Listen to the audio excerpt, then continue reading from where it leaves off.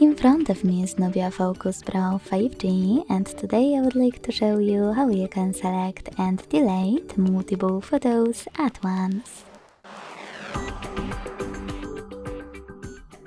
Begin by accessing Photos app. Now you need to select photos or collections at the bottom and find all of your pictures that you wish to get rid of. When you're ready, hold the chosen one and use those type of dots at the top right corners to select multiple right away.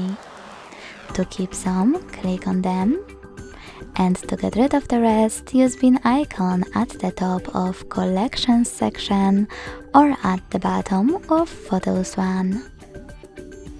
Then choose Got It and tap on Move to Trash. Thanks so much for watching. If you enjoyed this video, don't forget to leave a like, comment and subscribe. Bye!